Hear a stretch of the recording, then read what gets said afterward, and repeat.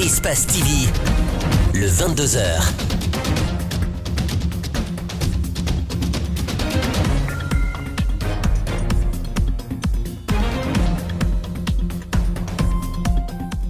Bonsoir à tous, merci de nous choisir pour vous informer. Bienvenue dans ce 22h.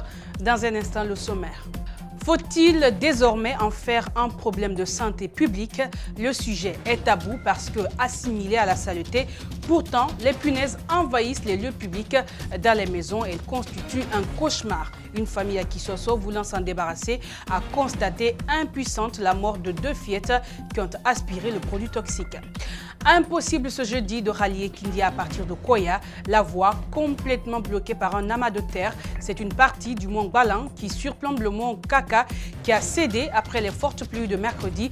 Des fortes pluies qui ont également mis plusieurs familles dehors, une centaine de maisons touchées par les inondations. Un sit-in le lundi 26 août, une synergie des radios privées sur les violations de la liberté de la presse en Guinée de 11h à 13h le jeudi 29. Enfin, des journées sans presse sur toute l'étendue du territoire national si nécessaire. Décision ce jeudi des responsables des organisations professionnelles de presse. Ces organisations dénoncent la poursuite des journalistes sur la base de la loi 037 portant cybersécurité et protection des données à caractère personnel. Aucun espace public ne leur échappe. L'intérieur des véhicules de transport en commun, les mosquées, les églises, les écoles, le marché. Les punaises sont présentes dans tous les lieux publics. À la maison, c'est un cauchemar. Pour lutter contre, certains font recours à des produits vendus dans le marché noir. Conséquence, des personnes empoisonnées. C'est le cas de 2 fillettes qui ont trouvé la mort ce jeudi à Kisosso Plateau dans la commune de Matoto. 2 enfants qui sont morts après avoir aspiré un produit toxique, un insecticide que leur maman avait appliqué la veille pour lutter contre les punaises et autres insectes dans leur chambre à coucher. Reportage Elisabeth Ditlan à Boukouré-Kourma. 2 filles âgées de 4 ans et de moins d'1 an ont trouvé la mort suite à un pesticide que leur maman avait utilisé la veille dans leur maison contre des insectes nuisibles. Le père de famille s'explique.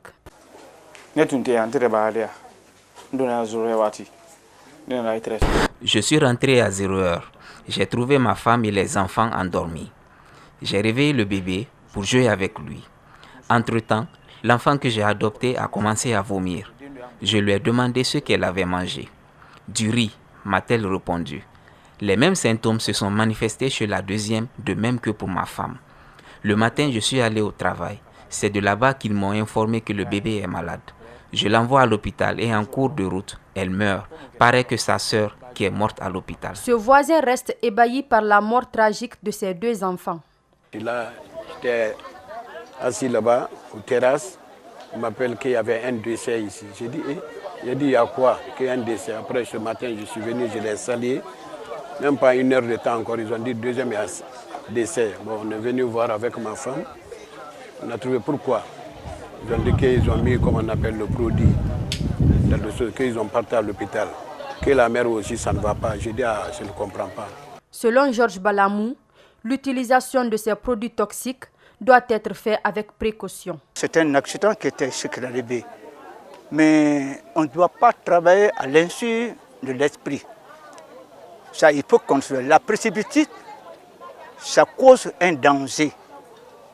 On doit réfléchir avant de faire quoi que ce soit pour que ça puisse aller dans les bonnes conditions. Les produits toxiques que nous payons, que les gens revendent au marché, ce qui peut tuer fourmis, ça peut tuer l'être humain.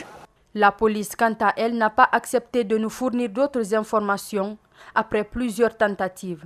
Selon certaines sources d'informations, ce pesticide, appelé autrement bombe par les vendeurs, aurait fait d'autres victimes, dont une femme et ses enfants.